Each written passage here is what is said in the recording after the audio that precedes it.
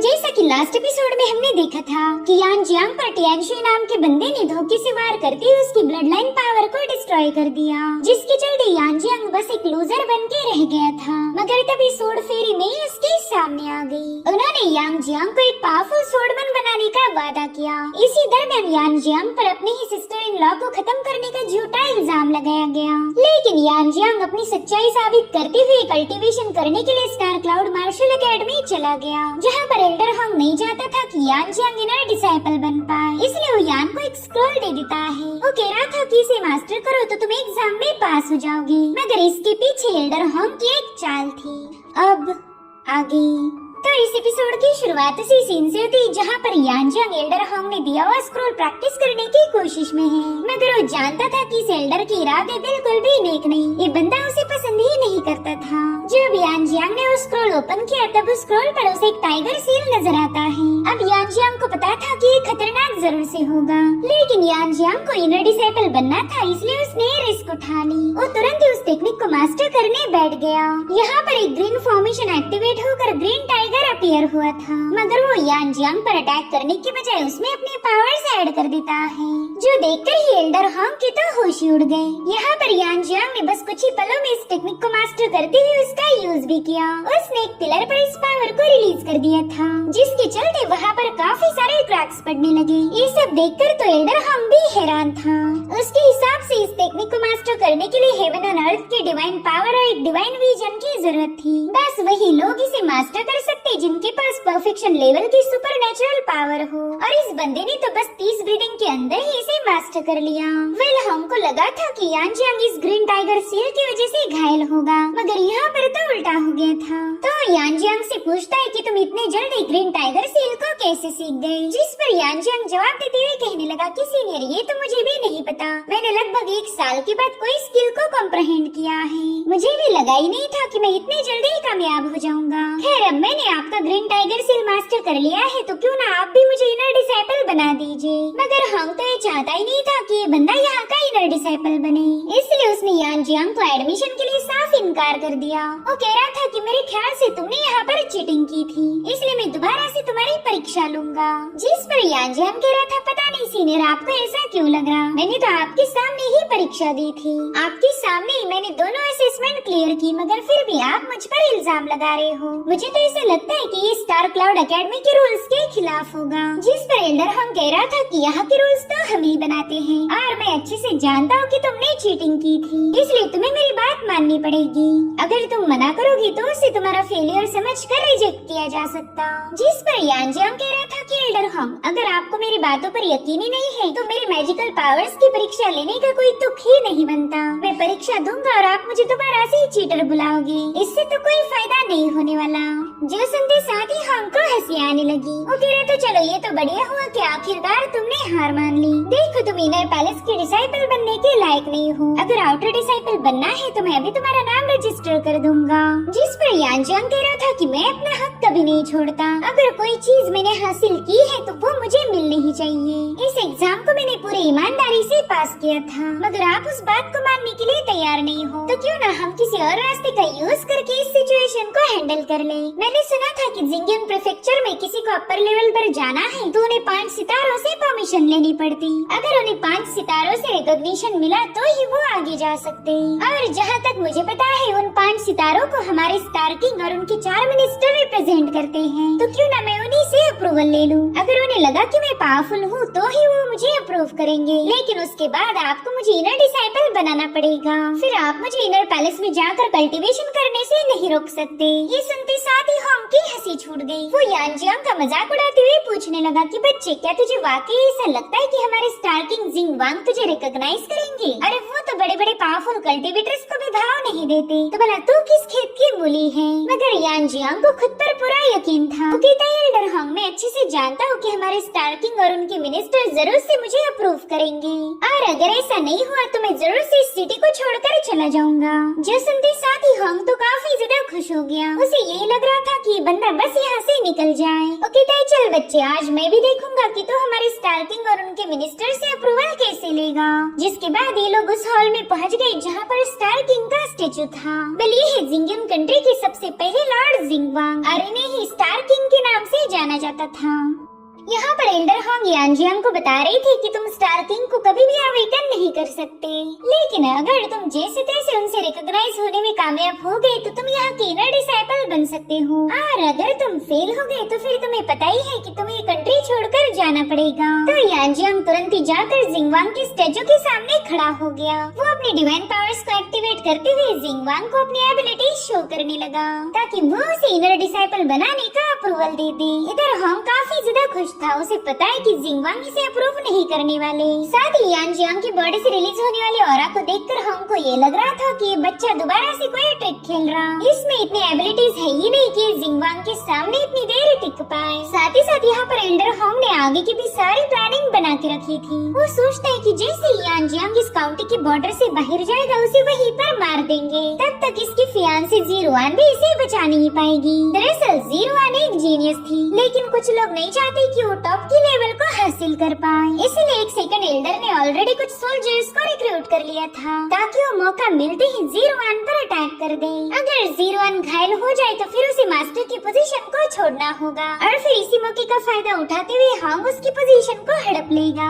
इधर यांजियांग की बॉडी से काफी स्ट्रॉन्ग डिवाइन पावर रिलीज हो रही थी और फिर थोड़ी देर बाद ये प्रोसेस पूरी हो गई। वो एल्डर हॉन्ग को बता रहा था कि मैंने अभी अभी हमारे स्टार किंग और उनके मिनिस्टर्स से कम्युनिकेट किया और सच बताओ तो उन्होंने मुझे रिकॉग्नाइज किया है। वो चाहते हैं कि मैं यहाँ का इनर डिसाइपल बनूं, इसलिए अब आप भी मुझे इनर पैलेस में जाने की परमिशन दीजिए ताकि मैं अपनी कल्टीवेशन को जल्द से जल्द शुरू कर पाऊँ। लेकिन ये बुड्ढा हॉन्ग तो इस बार भी मानने के लिए तैयार नहीं था। वो कहता है तुझे क्या लगता है मैं कोई बेवकूफ हूँ जो तो मुझे उल्लू बना रहा है? मैं जानता हूँ कि तुझे स्टार किंग से कोई रिकॉग्निशन नहीं मिला। जिस पर यांजियांग कह रहा था एल्डर भला मैं आपसे झूठ क्यों बोलूंगा, लेकिन अगर आपको फिर भी मुझ पर यकीन नहीं होता तो क्यों ना आप खुद ही स्टार किंग जिंगवांग से बात कर लीजिए। अगर उन्होंने हाँ बोला तो ही आप मुझे इनर पैलेस में जाने की परमिशन देना। जो सुनते साथ ही हॉन्ग का गुस्सा 7वें आसमान पर पहुंच गया। वो कहते हैं बच्चे चल मैं अभी तेरी टांगे तोड़ता हूँ, फिर देखते हैं कि स्टार किंग और उनके मिनिस्टर तेरी मदद करेंगे या फिर तुझे मार खाने के लिए छोड़ देंगे। यहाँ पर यांजियांग ने उसे आगाह करने की कोशिश की थी कि वो कोई गलती ना करे, मगर एल्डर हॉन्ग तो उसकी एक नहीं सुनता। यांजियांग उसे समझा रहा था कि अगर आपने मुझ पर अटैक किया तो आपको सीवियरली पनिश किया जाएगा, मगर हॉन्ग तो अपने ही मजे में था। वो कहता है बच्चे तूने मेरे सामने जुबान चलाने की जरूरत कैसे की? जिसके बाद वो अपना एक क्लॉ रिलीज करते हुए यांजियांग पर अटैक करने की कोशिश करता है, मगर हॉन्ग ने देखा कि वो यांजियांग को टच भी नहीं कर पा रहा और उतने में स्टार किंग की आंखों से एक जोरदार स्लैश अटैक रिलीज होकर हॉन्ग पर हिट हो जाता है। इस अटैक के चलते हॉन्ग थोड़ा सा घायल हो गया था, मगर उसने सारा इल्जाम लगाया यांजियान पर। वो कह रहा था बच्चे तू मुझ पर इवल टेक्निक का यूज कर रहा है, अब तो तुझे जान से मारना मेरा फर्ज बन चुका है। हम तेरे जैसे इवल बंदे को पनपने नहीं दे सकते। जिसके बाद वो यान पर अटैक करने के लिए निकल पड़ा। यहाँ पर यांजियांग काफी ज्यादा रिलैक्स था। वो कह रहा था एल्डर आप तो लोगों को बेवजह तंग करने में माहिर हो, भला मैं आप पर हमला करने की हिम्मत कैसे कर सकता हूँ। साथ ही साथ यहाँ पर यांजियांग ने हॉन्ग के एक अटैक को डॉज कर दिया था, लेकिन जैसे ही हॉन्ग उस पर सेकंड अटैक करने चला गया वहाँ पर स्टार किंग की पावर एक्टिवेट हो गई। स्टार किंग जिंगवांग ने एल्डर हॉन्ग पर अपना इतना हेवी प्रेशर रिलीज किया कि वो बुढ़ा तुरंत ही घुटनों पर आ गया। वो बंदा तो अपनी पूरी ताकत लगाते हुए उठने की कोशिश कर रहा था, मगर स्टार किंग के सामने वो पूरी तरह से फीका पड़ गया। यहाँ पर यांजियांग उनसे कहता है एल्डर हॉन्ग अब तो आपको मेरी बातों पर यकीन हो चुका होगा, मुझे वाकई स्टार किंग जिंगवांग और उनके मिनिस्टर्स ने रिकॉग्नाइज किया था। अब इस बार हॉन्ग को भी अपनी जिद छोड़नी पड़ी। वो यांजियांग से कह रहा था हाँ बच्चे मैं जान चुका हूँ कि तुझे रिकॉग्निशन मिला, प्लीज अब मुझे इस प्रेशर से आजाद करवा दे।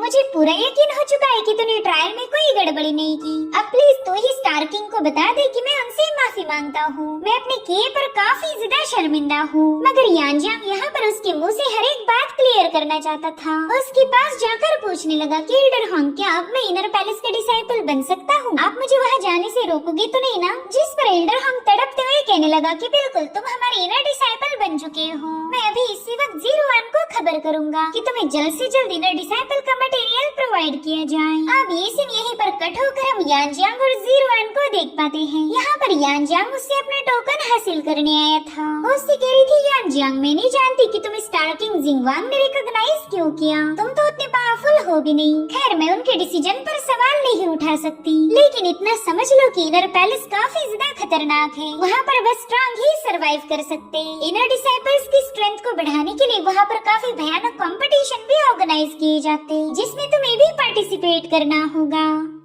इसलिए मैं चाहती हूँ कि वहाँ जाने से पहले ही तुम खुद को मेंटली प्रिपेयर करो। भले ही मैं सिर्फ नाम के लिए तुम्हारी बीवी हूँ और यहाँ की मास्टर भी, लेकिन मैं भी तुम्हारी वहाँ पर मदद नहीं कर सकती। जिस पर यान जियांग कह रहा था कि तुम बिल्कुल मेरी फिक्र मत करो, मैं तुम्हारी सिचुएशन को समझ सकता हूँ और मैं तुमसे प्रॉमिस करता हूँ कि मैं भी तुम्हें परेशान नहीं करूँगा। जो सुनते साथ ही ज़ीरुआन ने तुरंत इनर डिसाइपल का टोकन समन कर लिया, जिसे कलेक्ट करते साथ ही यान जियांग यहाँ का इनर डिसाइपल बन चुका था। साथ ही वो ज़ीरुआन से पूछ रहा था कि मुझे मेरी कल्टीवेशन रिसोर्सेज कब मिलेंगे। जो सुनते साथ ही ज़ीरुआन ने अपनी स्पेस रिंग से कुछ मटेरियल बाहर निकाल लिया। वो यान जियांग को बता रही थी कि अब तुम हमारे स्टार क्लाउड मार्शल सेक्ट के डिसाइपल बन चुके हो, इसलिए तुम्हें हर महीने ये मटेरियल दिया जाएगा, जिसमें तुम्हें मिलेंगे 10 स्पिरिचुअल ग्रासेस, 3 जूली डायन पिल्स, 1 इसेंस पिल और 1 लो ग्रेड का स्पिरिचुअल स्टोन। मगर यान जियांग इन मटेरियल को देखकर ज्यादा खुश नहीं होता। वो ज़ीरुआन से कह रहा था कि ये तो बिल्कुल ही बेसिक लेवल के कल्टीवेशन रिसोर्सेज है। जो सुनकर ज़ीरुआन को उस पर थोड़ी सी हंसी आ रही थी। उसे लगता है कि यान जियांग को एक खास कारनामा नहीं करेगा, मगर फिर भी हायर लेवल के रिसोर्सेज की मांग कर रहा, तो वो उसे बताने लगे कि हम हायर लेवल के रिसोर्सेज ऐसे ही प्रोवाइड नहीं करते, उसके लिए तुम्हें खुद की काबिलियत को साबित करना होगा। अगर तुम कड़ी मेहनत करते हुए हमारे स्टार क्लाउड मार्शल सेक्ट के लिए कुछ एफर्ट्स लगाओ, तो हम भी तुम्हें काफी अच्छे रिसोर्सेज प्रोवाइड करेंगे, ताकि तुम अपनी कल्टीवेशन को हायर लेवल पर पहुंचा सको। लेकिन उसके लिए तुम्हें ही मेहनत करनी होगी। अब यहाँ पर यान जियांग को डिमोनिक कोर की जरूरत थी, जो कि वो समझ गया कि यहाँ से तो उसे मिलने से रही, तो शायद उसे वो सारा मटेरियल परचेस करना होगा। तो वो सेक्ट के अंदर मौजूद एक पवेलियन में चला गया। ये वही जगह थी जहाँ से एलिक्सर खरीदे और बेचे जा सकते थे। अब यहाँ पर यान जियांग के पास इतना पैसा तो था नहीं कि वो हायर लेवल के डिमोनिक कोर को खरीद पाए, मगर तभी उसकी नजर पड़ी एल्डर हॉन्ग पर, जो कि कुछ परचेस करने के लिए इस हॉल में आ चुका था। अब उसे देखते ही यान जियांग के चेहरे पर एक इवल स्माइल आ गई। वो कहने लगा, अरे वाह एल्डर हॉन्ग, क्या हसीन इत्तेफाक है, मुझे लगा ही नहीं था कि यहाँ पर आपसे मेरी मुलाकात होगी। इधर एल्डर हॉन्ग तो उसे देखते ही काफी ज्यादा पैनिक हो गया। वो यान जियांग से पूछता है कि बता लड़की, तू यहाँ पर क्यों आया है? जिस पर यान जियांग कह रहा था, ऑफ कोर्स मैं यहाँ पर कुछ परचेस करने आया हूँ। वैसे एल्डर हॉन्ग, मेरे पास आपके लिए स्टार किंग का एक पैगाम है। उन्होंने आपको हुक्म दिया है कि आप मेरी कल्टीवेशन की हर एक रिक्वायरमेंट को पूरा करोगे। जो सुनते साथ ही एल्डर हॉन्ग उस पर भड़क गया। वो कह रहा था, यान जियांग तुझे क्या लगा तू मुझे ब्लैकमेल कर सकता है? सोचना भी मत, क्योंकि मैं ऐसा नहीं होने दूंगा। उन्हें गुस्से में देख यान जियांग कह रहा था, अरे बाप रे, आप तो दोबारा से नाराज हो गए। शायद थोड़ी देर पहले स्टार किंग जिंगवांग ने जो आपकी धुलाई की थी, आप उसे पूरी तरह से भूल चुके हो।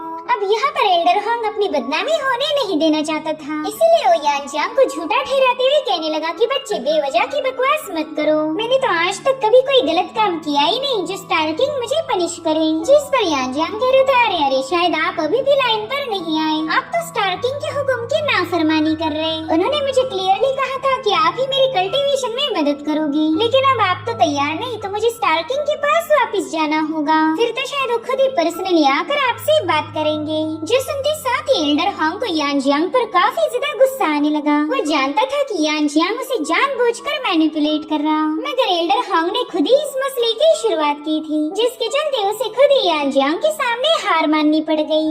उससे पूछता है कि बता बच्चे, तुझे क्या खरीदना है? जिस पर यान जियांग बताने लगा कि मैं 5 एलिमेंट वाली 5 डीमन पिल्स खरीदना चाहता हूँ। वो पिल्स जितनी हायर लेवल की होगी उतना ही मेरे लिए आसान हो जाएगा, और इनके अलावा मुझे लो ग्रेड की 100 स्पिरिचुअल स्टोन्स की भी जरूरत है। यहाँ पर यान जियांग दिल ही दिल में कहने लगा कि तुमने जो मुझे बुली किया था, ये उसी की कीमत है। यहाँ पर एल्डर हॉन्ग उस पवेलियन के बंदे से कहने लगा कि ये बच्चा जो चाहे उसे दे दो और उसका बिल मैं पे करूँगा। जो सुनते साथ ही यान जियांग तुरंत एल्डर हॉन्ग का शुक्रिया अदा करने लगा। तो इस तरह से यान जियांग ने अपने कल्टीवेशन रिसोर्सेज का जुगाड़ भी कर लिया था, और इसी के साथ एपिसोड यहीं पर एंड हो जाता है। Thank you so much for watching, bye bye, take care.